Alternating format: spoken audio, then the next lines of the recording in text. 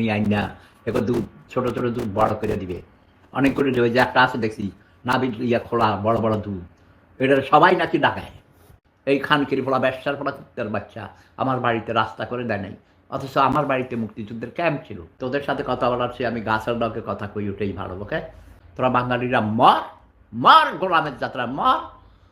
নির্বাচন নিয়ে দেশের রাজনীতিতে যখন অনিশ্চয়তা ও মতভেদ চলছে তখন বিএনপির পক্ষ থেকে ভিন্ন সুর পাওয়া গেল। আওয়ামী লীগের নির্বাচনে অংশগ্রহণের দলটি কোনো বাধা দেখছে না, বরং স্বাগত জানাচ্ছে।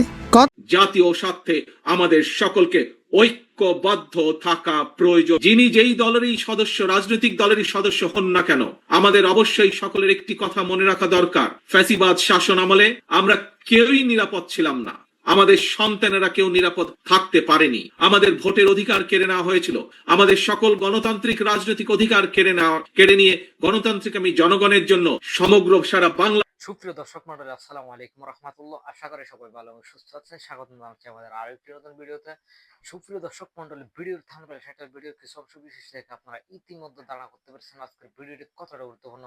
সুপ্রিয় দর্শক মন্ডলী, আসুন আমরা কথা না বাড়িয়ে সেই সম্পূর্ণ বিস্তারিত আলোচনার দিকে মুভ করে তার আগে আপনাদের প্রতি ছোট্ট একটা রিকোয়েস্ট, যারা আমাদের চ্যানেল এখনো নতুন, চ্যানেলটি সাবস্ক্রাইব করে লাইক করে শেয়ার আমাদের সাথেই থাকুন।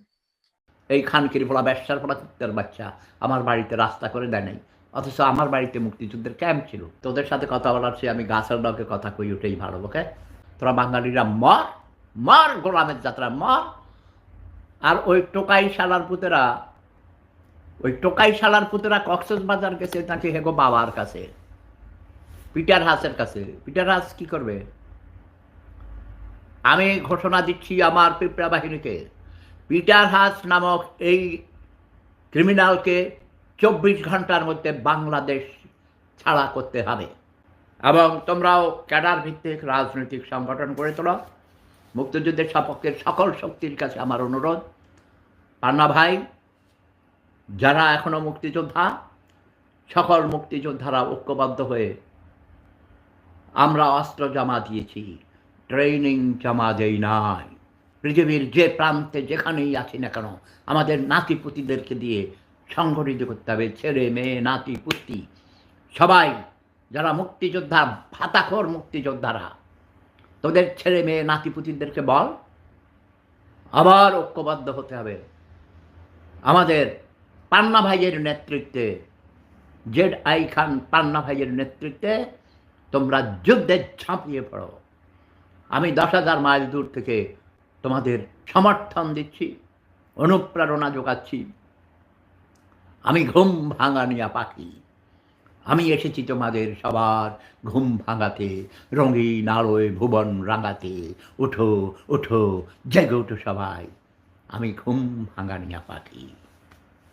কচি কচি সুন্দরী তরুণীদেরকে নিয়ে আইনা এগো দুধ ছোট ছোট দুধ বড় করে দিবে অনেক করে ওই যে একটা আছে দেখছি নাবির ইয়া খোলা বড় বড় দুধ, এটা সবাই নাকি ডাকায়, শুনছি এটি সবাই ডাকায়, বুঝছো? এসবের জন্য ওরা আন্দোলন করেছে। ওইসব পার্টির নাম দিছে national circus party. National circus পার্টির পোলাপানরা মানে গেছে গো বাবার কাছে, যখন ডক্টর ইউনূস তার নীতি নির্ধারকরা রাজি হয় নাই, বঙ্গভবন ঘেরাও করবে, চুপ্পু বাইরে সরাইয়ে দিবে, আজকে রাতে বঙ্গভবনে কি আনন্দ ফুর্তি করবে। আমি ফ্যামিলি ডাইনেস্টি চাই না, তৃতীয় শক্তি নতুন প্রজন্মকে ক্ষমতায় দেখতে চাই। তবে এটা না এই টোকাই টোকাই কালা পাঁঠা মুখটা, তারপরে ওই যে এই সাদা শকুন, এই সিলুটি ফগা জামাতের আমির, এ ভণ্ড ভণ্ড, ওই নাটক করে, ও ভণ্ড, ওই জঘন্য ভণ্ড, ও মিথ্যুক ধোকাবাজ প্রতারক। জামাতে ইসলাম 100তে 100টা মিথ্যা কথা বলে, কাজে এদেরকে ক্ষমতায় আসতে দেওয়া হবে না। এরা রাজাকার সৃষ্টি করে, নব্য রাজাকার তৈরি করার কারখানা, এদেরকে ক্ষমতা আসতে দেওয়া হবে না। নতুন পার্টি তৈরি করো, ওকে? হ্যাঁ, নতুন মুক্তিযুদ্ধের সপক্ষের শক্তিরা নতুন নতুন দল গঠন করা, বঙ্গ নাম দিবা বঙ্গ ডেমোক্রেটিক সোশ্যালিস্ট পার্টি।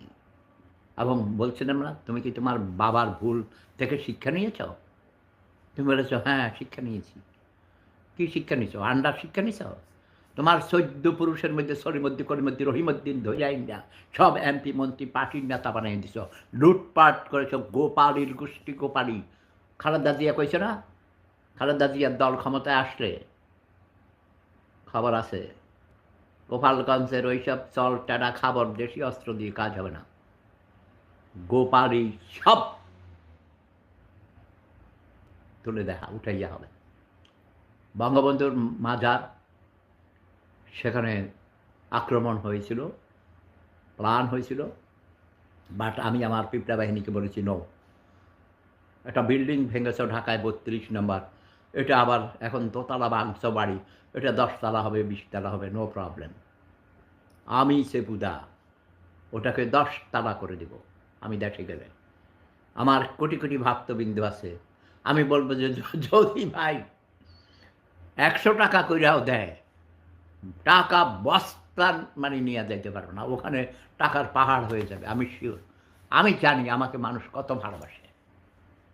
ইয়েস, জাতীয় স্বার্থে আমাদের সকলকে ঐক্যবদ্ধ থাকা প্রয়োজন। যিনি যেই দলেরই সদস্য, রাজনৈতিক দলেরই সদস্য হন না কেন, আমাদের অবশ্যই সকলের একটি কথা মনে রাখা দরকার। ফ্যাসিবাদ শাসন আমলে আমরা কেউই নিরাপদ ছিলাম না, আমাদের সন্তানেরা কেউ নিরাপদ থাকতে পারেনি। আমাদের ভোটের অধিকার কেড়ে নেওয়া হয়েছিল, আমাদের সকল গণতান্ত্রিক রাজনৈতিক অধিকার কেড়ে নিয়ে গণতান্ত্রিক আমি জনগণের জন্য সমগ্র সারা বাংলাদেশটাকেই বর্বর বন্দিখানা, আয়নাঘর বানিয়ে ফেলা হয়েছিল। সুতরাং দেশে যদি গণতন্ত্র এবং আইনের শাসন না থাকে, তাহলে নারী কিংবা পুরুষ, সংখ্যালঘু কিংবা সংখ্যাগুরু, আমরা কেউই নিরাপদ নই। একমাত্র গণতন্ত্র এবং আইনের শাসনই জনগণের নিরাপত্তা নিশ্চিত করতে পারে। বান্ডেল থাকলে প্রতি সেনমানিতে টাকা বাঁচবে। বিকাশ সেনমানি বান্ডিল কিনে জিতুন প্রতি লেনদেনে।